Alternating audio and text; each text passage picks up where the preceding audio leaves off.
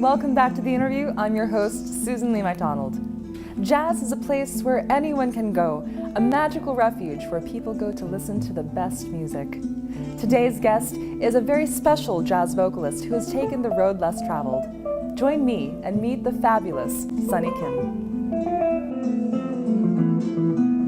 The jazz vocalist who breathes new life into jazz by adding experimental sounds in her own style. It's the talented jazz musician, Sonny Kim. A jazz critic once described her as a treasured vocalist who has proven that jazz isn't a fossilized genre and is in fact still alive and breathing. Get ready to meet one of the most iconic and progressive musicians on the Korean jazz scene today. Let me introduce you to Sonny Kim.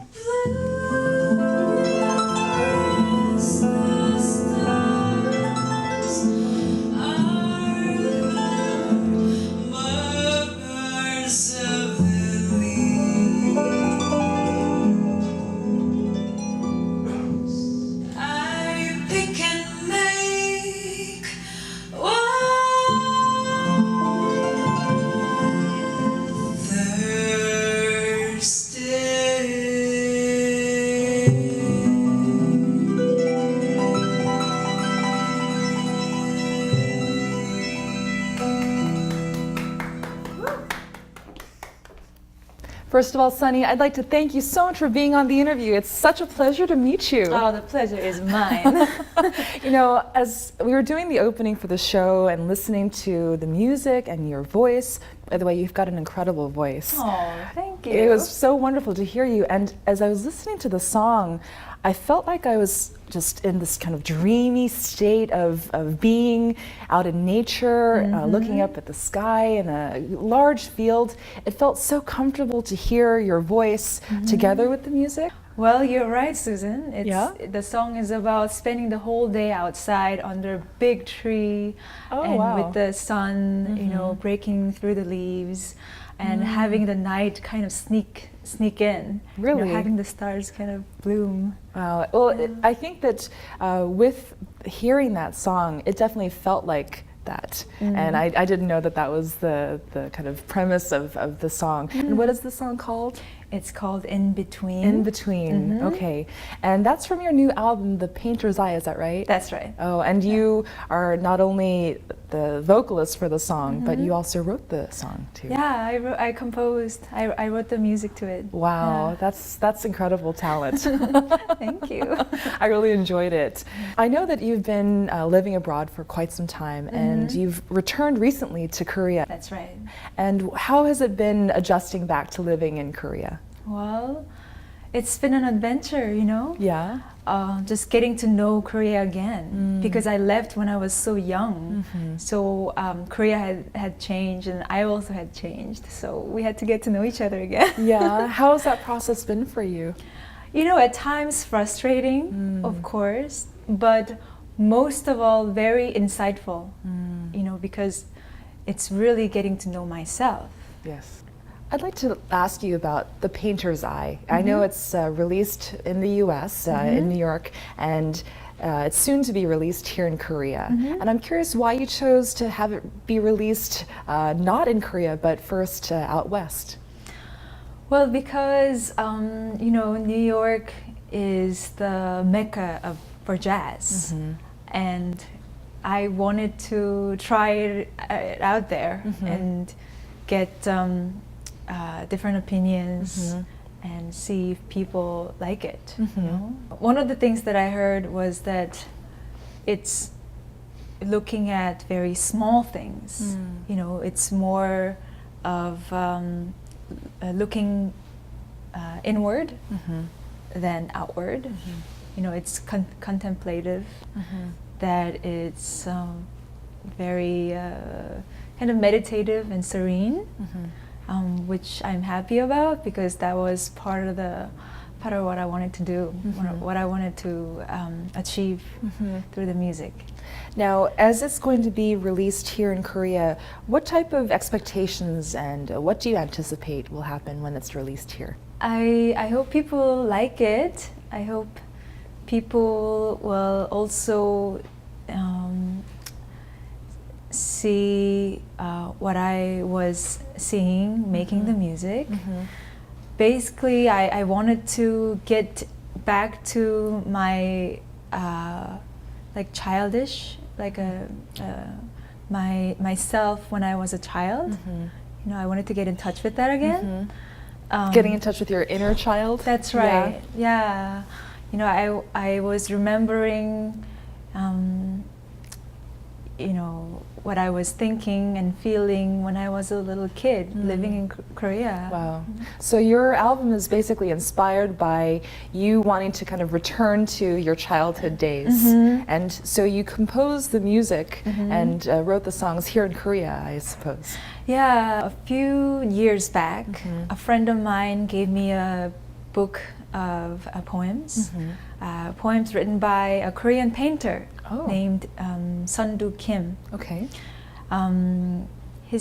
He is a very well-known painter. Anyway, so when I got this poetry book and read it, and you know how it's made is that there's a poem and there's a painting that go together. Okay.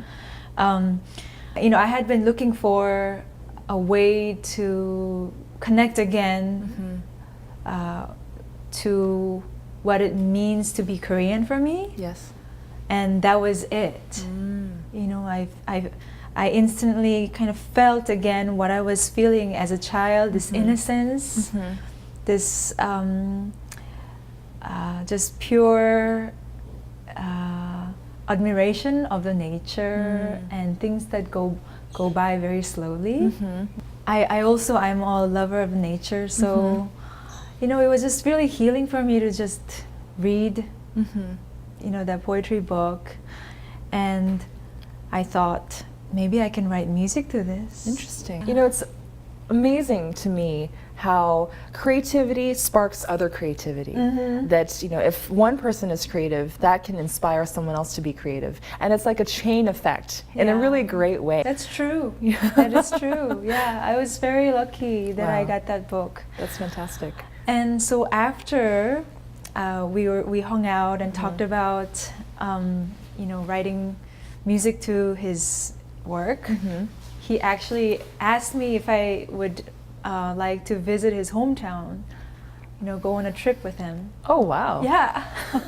So with a couple other friends of ours, we went there, and he showed us all the spots where he set for, you know, I'm sure many hundreds of hours painting, you know, and it was just amazing. So beautiful, and all these colors were all, you know, so much alive, you know, being with him. You know, sometimes you can hear or see more things if you're with somebody who see and hear a lot. Yes.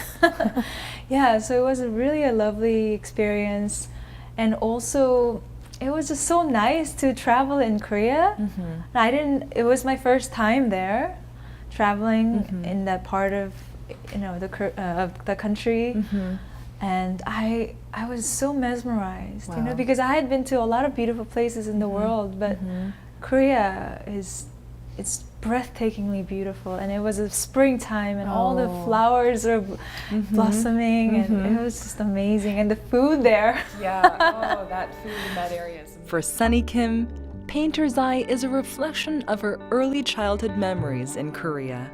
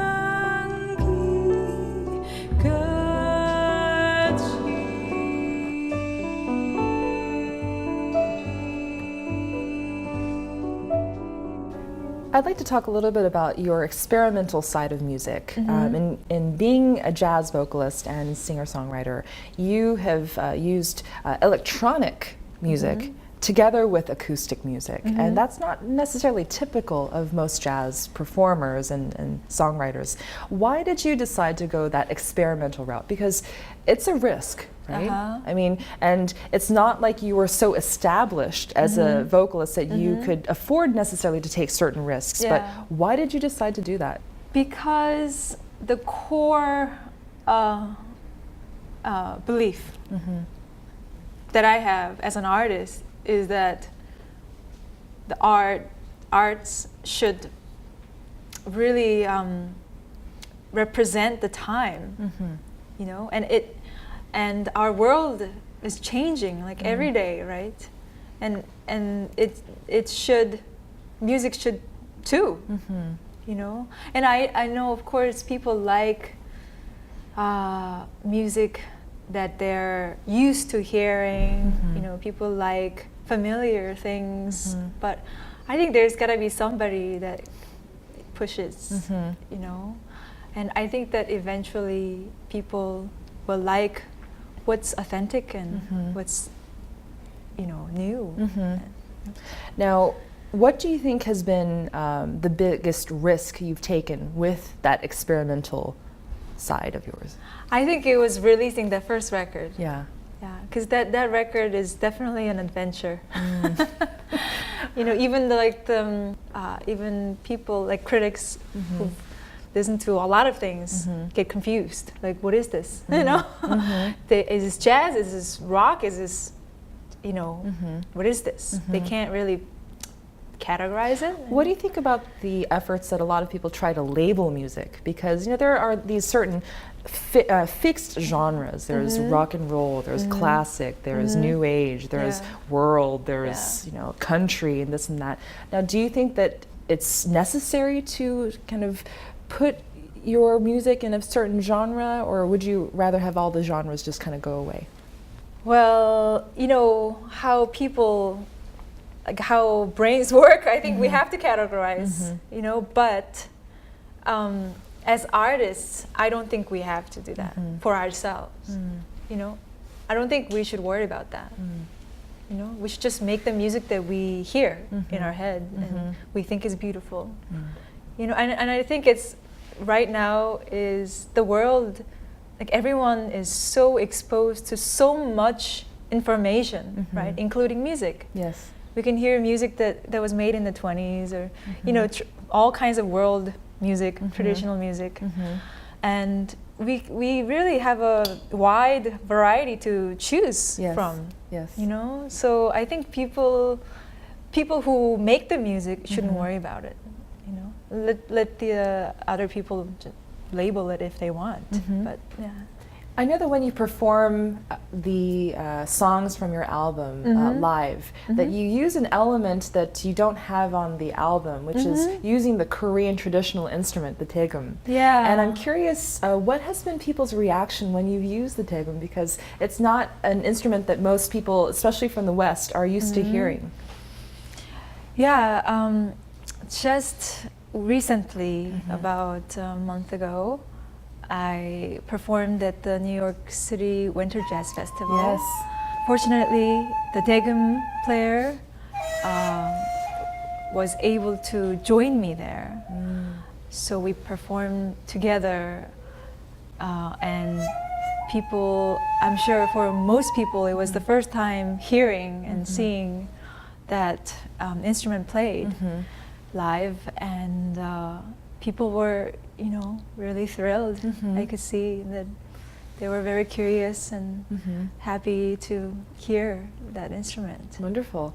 Now, why did you choose that particular instrument as opposed to another instrument, another Korean instrument? Because I think it fits really well with the instrumentation I already have, which is drums, contrabass, guitar, and piano. And on the record, I had a fabulous saxophonist who also played clarinet. And for the performance, I invited, instead of him, I invited the daegum player. Wow, wonderful. Now, do you ever feel that you would like to be able to do more kind of traditional Korean style singing? I know you're trained as a jazz vocalist, and Korean traditional music is so very different, you know, pansori and whatnot. But is there ever kind of a feeling that you'd like to learn that too? Yes, of course. You know,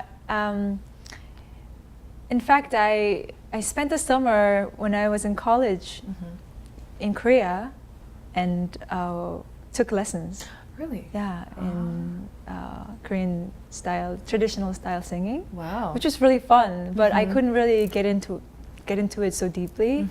Why was that? Because I only had the summer to spend here at the time, but I really enjoyed it. It's a totally different kind of singing, you know, different kind of vocalizing. But I love the textures, different ornaments that's used in the melodies. You know, how guttural and bluesy, you know, so emotional and soulful it is. And I'm interested in, you know, more than the singing part, I'm more interested in the instruments, you know, like 가야금, 가문고, and 해금, and piri. Like I think just the sounds that can get are so interesting, and that I could, I'm gonna try and study more and think about how I can get those sounds involved in my music, you know, and mix it together with jazz. That sounds like it would be amazing. You know, one of the things that I love about Korean traditional music and jazz is that they both have this element of what Koreans call han, right?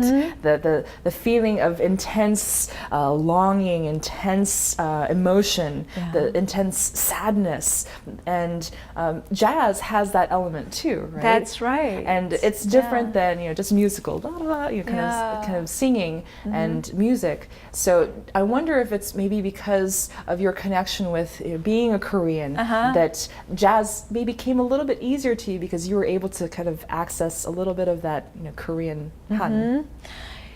Definitely. The first jazz singer that really got me was Billie Holiday. And you know, there's so much han in her singing. You know, different kinds of, you know, it's a different sound world, obviously, but the feelings, the intensity of the feelings are there. I actually love all music that's that has that raw like emotions. In my album Painter's Eye, I try to be the opposite of it, you know, because I wanted to capture that innocence and simplicity. Yes. What I consider like a big part of Korean beauty is, you know. So I try to be less, you know. I try to take out stuff a lot, you know, emotions and, you know, all the musical ideas. Like I try to be just really simple, you know, like a white vase, you know, Korean like old style vase. Like it's just the shape and the texture and nothing on it, but it's so beautiful. Yes, right? just in its simplicity is beautiful. Exactly. Yeah. That's what I wanted to do. So on this album, I try to, you know, really kind of retain myself, you know, and not be so emotional. But I love, you know, the emotional music too. Switching gears a little bit, I know that you've performed a lot stateside, and maybe a lot of people may not be aware, but you've performed at Carnegie Hall, at the famous Blue Note in New York City. You performed at so many very prestigious places in the U.S., and I'm curious, what has it felt like performing in major halls and kind of places that are symbolic of jazz? First of all, like everything seems to work well in those places, like the sound, and people, you know, are just more friendly and just everything is comfortable, you know. But at the same time, you know, because those are big places, I usually get nervous, you know. How do you deal with the stage fright then? You know, it's been like trial and error. Yeah. And because I think inside I'm really a shy person. Really? Yeah. You would never know that. Yeah. Really? Yeah. Because of my job, you know, I have to be comfortable, like sharing my what's inside, you know. So I tried many different things, you know, like deep breathing or just imagining that audience members are like babies or or imagining that they're all naked. Though she says she suffers from stage fright, as soon as she takes the stage, she captivates the crowd with her beautiful yet effortless vocals. Summer afternoon, rain has come. Sun shines quiet in the back road. Oh, child turns sweet, and hatred into forgiveness.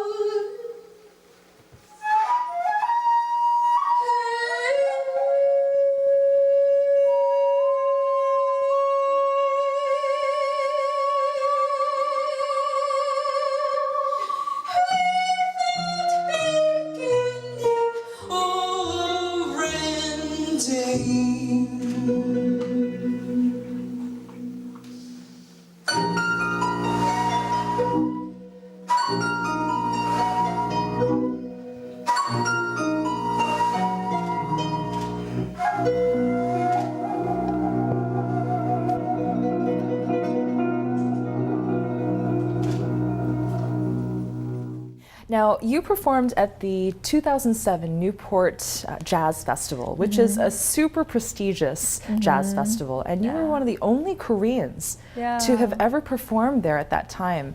What was it like to be one of the first Koreans to perform at that jazz festival? You know, I was scared. You know, because I was performing with Roswell Rudd, who is like a living legend. Yes. You know, he's in his late 70s now, and very well respected, you know, throughout the world. Yes. And has done tons of amazing musical things. You know, I was really praying that I would do a good job of representing him, you know, like telling his stories, you know, and his songs are so like insightful. You know, it's what your grandpa or grandma would tell you, like when you're down, or you know, it has so much wisdom.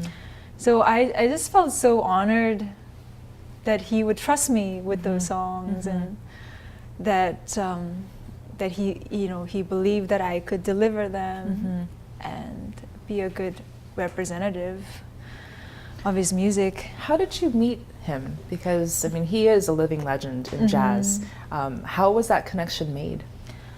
When I first moved to New York, I sang at Merkin Hall at the Steve Lacy's memorial concert.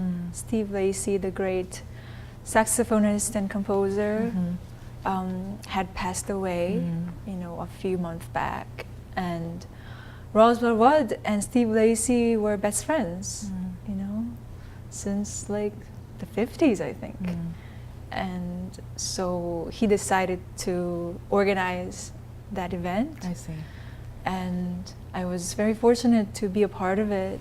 And he heard me for the first time there, and he gave me a call afterwards. Now, did he give you any kind of advice? Because I know he's now kind of like a mentor to you on some level. So do you remember anything that he said to you that kind of inspired you, or maybe even a criticism that you heard that you wanted to do better? He's such a sweet person and such a generous person and so wise, and he'll say these things kind of out of nowhere. So you have to kind of pay attention, you know.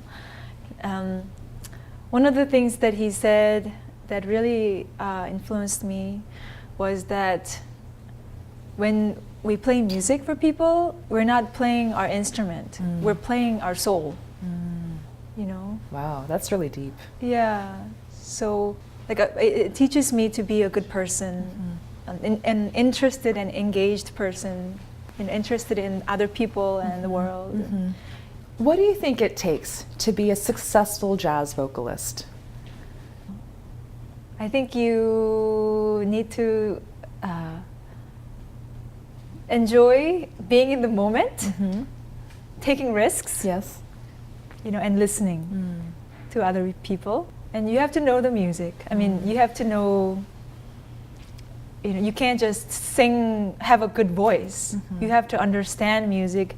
You have to be able to communicate what you want in the music with musicians. You have to be able to communicate musically and, you know, react.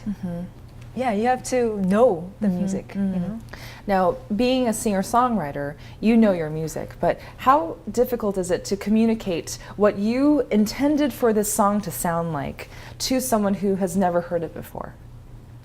There are many musical ways to communicate, like technical things, like, you know, I want this part to build up, or I want this part to be soft, or things like that. But also sometimes I like to be kind of metaphorical and say, I want this part, guitar part, to be boiling inside but very icy. Some people will react well to that, some people don't, but so I think it works pretty well. So giving them kind of a visual of how they should perform also helps to translate to get them to perform in the manner that you want them to? Is that right? Okay. Yeah. But it depends on the player. But because I don't want to be so specific, because jazz is all about the moment, and it's all about expressing individuality and what that person brings into the music. I feel that it's really important to leave that space for that person to be themselves, and interpret the music the way they hear it. So I really like to just give them like a frame so that they can really be themselves. Interesting. I'm sure you're asked this question a lot as an artist, but what would you say are your main inspirations for writing music or performing? I know that's a really general question, but how would you describe that? A lot of the times it's music that I love, something that I hear and just feel so excited about and want to, like recreate like a aspect of that, music. And other times it's life, when I feel frustrated, angry, or joyful, it's extremely emotional and have to do something. So it's like an outpouring of what's happening inside of you? I think so, yeah. And I love that part about being an artist, that a lot of these emotions can be like captured and shared, because there are not so many healthy ways to express these feelings, right? It's true. Yeah, for a lot of people. And I think it's actually one of the most important aspects of performing. So that people, what is really true to me can be expressed and communicated to people, and that those feelings can be released in the audience. And in that way, I think it's healing. I'd like to ask you to sing a little bit. Well, let's see. It is the springtime. Give your love with love, and love will love you back, you'll see. When you are loved by love, it's like the first time. Listen when others talk, waken when others sleep. Water the roses with your tears. Start of a new life. It's so beautiful. Oh, wow. You have such a rich voice. I mean, there's such richness, and it just sounds like a really wealthy, rich voice. Thank you. It's really lovely, and I love the fact that that with the warmth and the richness, that it's still really approachable. And thank you so much for that. Thanks for listening. When people hear you sing and you've heard them kind of give you compliments, what do they normally say? I know that's kind of hard to say yourself, but the biggest compliment is always that someone cried, because it was a release for them, release of something, release of something real, So that's always the best. Hearing you sing and just looking at you, you're smiling. There just seems to be such a glow about you when you're singing. And I wonder, how are you actually feeling when you sing? Feels great. Yeah. Yeah. And just by opening my mouth, something pretty comes out. I don't mean to be like sounding conceited, but you know what I mean? And then it disappears. So, it's not like painting you know, that it's captured and it can be forever. A singing is there for the moment and then it disappears. So there's something magical about it, but it feels good to sing. Yeah. When you're upset, do you tend to just go off into the room and start singing and then you feel a release? When I was a teenager, I did a lot of that. Yeah. I would sing and sing and sing like all day after school.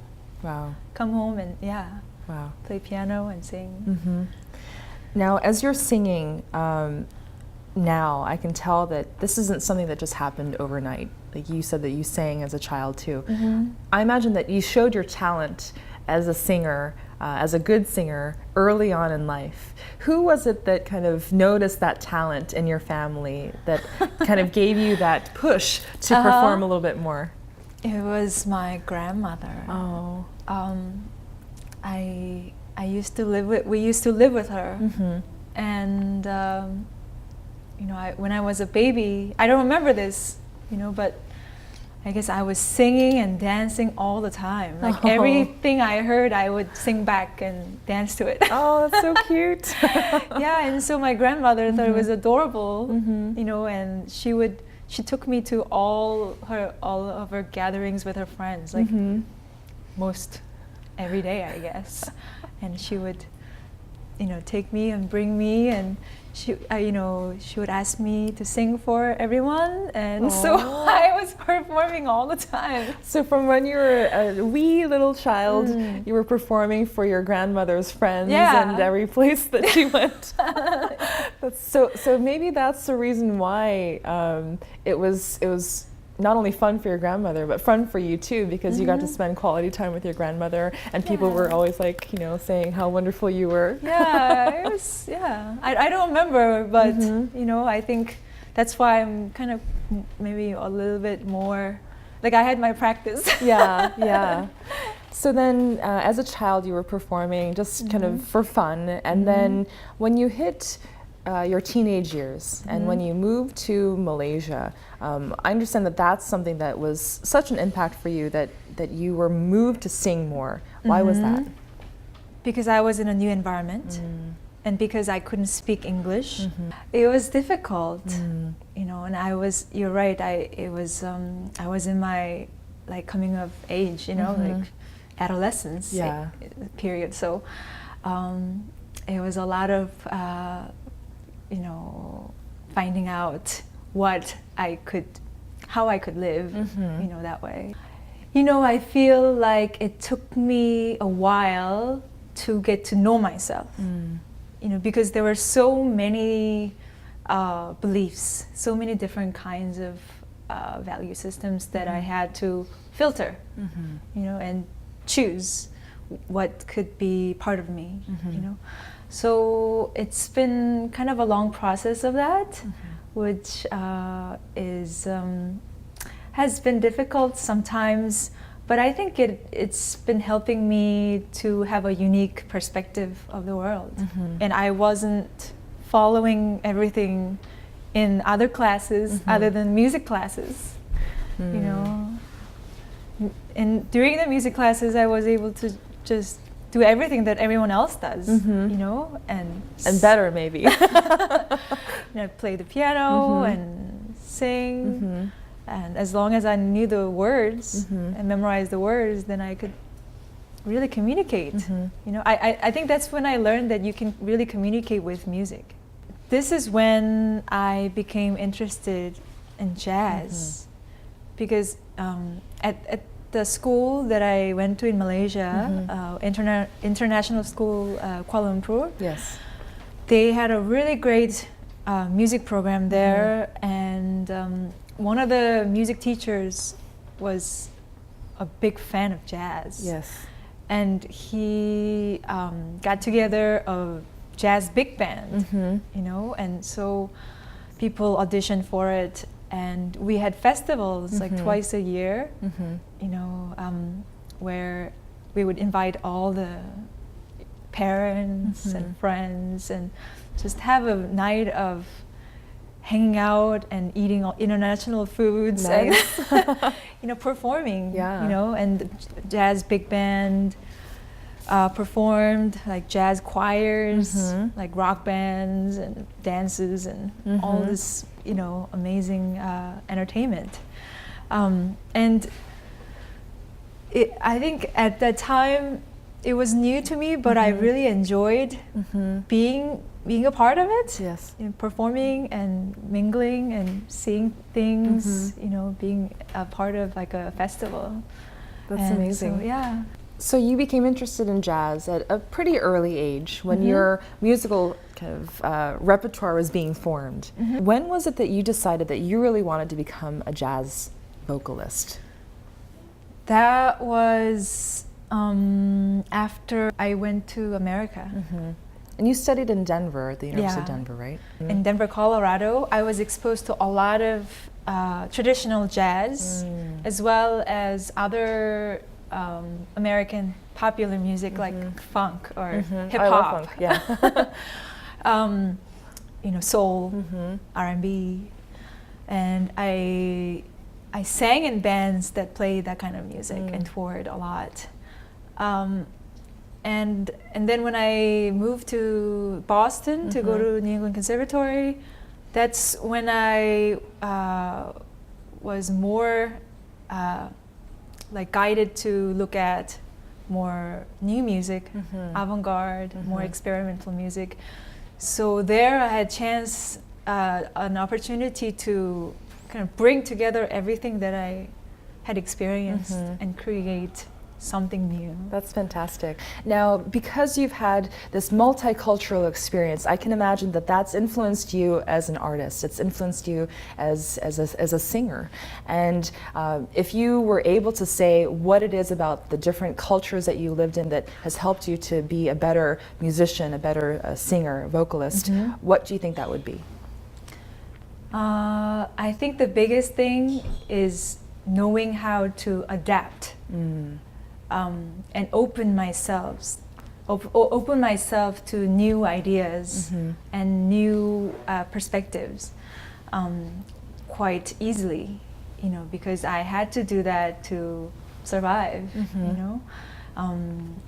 And so when I hear a brand new set of music or some very different kind of music than what I'm used to, I am able to just let go of what I know and just open myself and try to make it my own.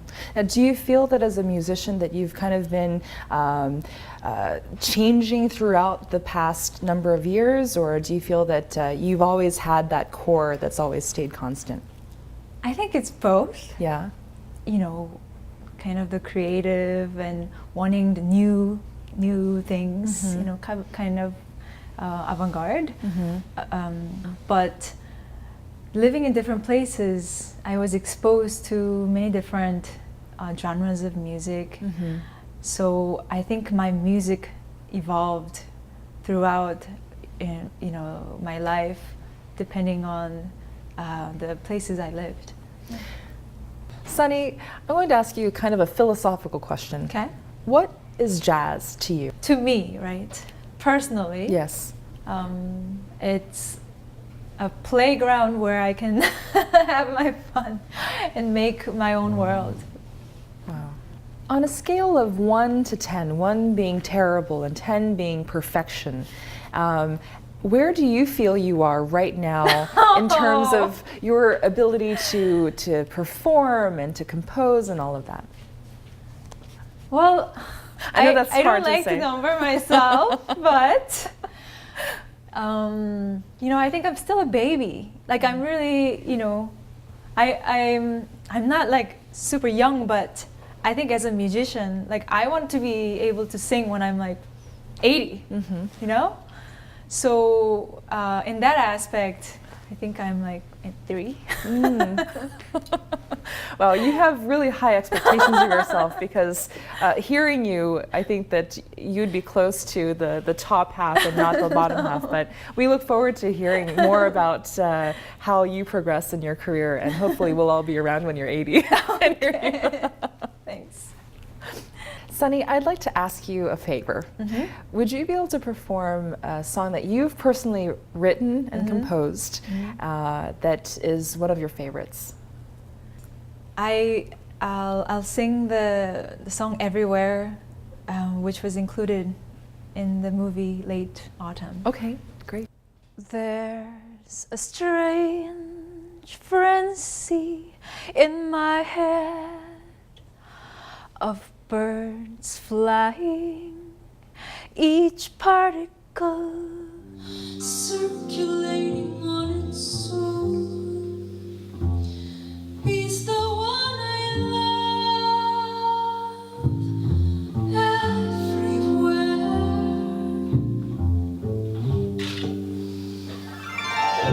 There's a strange frenzy in my head of birds flying, each particle circulating on its own. He's the one I love everywhere.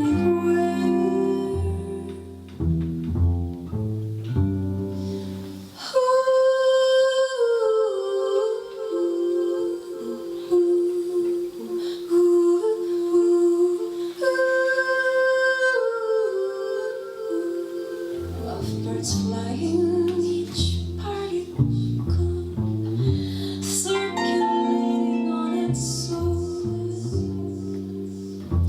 He's the one I love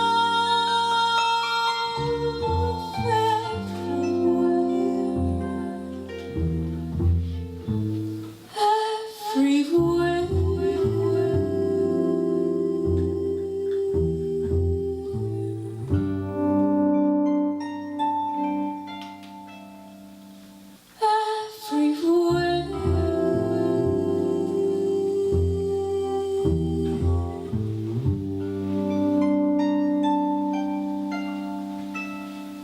Oh, that's so lovely. Thank you. Wow, I can listen to you singing all day. You're working on part of the soundtrack for a movie called Late Autumn. In Korean, it's called Manchu, right? And you had that song called Everywhere that became really popular. I guess the film director Kim Tae-yong, Yes. he heard it and he loved that song and thought that it would be perfect song to end the film. The director Kim Tae-yong is very picky about music, Yes. and he has his own opinions, you know, and I think he did a good job picking it. Yeah. Well, it's been such an amazing time to get to know you, Sonny. You're so sweet and so bright, like your name, Sonny.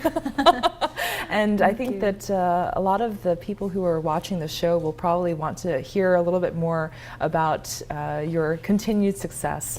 And so thank you again for being part of my show. I really appreciate being here. Thank you. And I can't wait to see you perform again. Thank you so much for having me.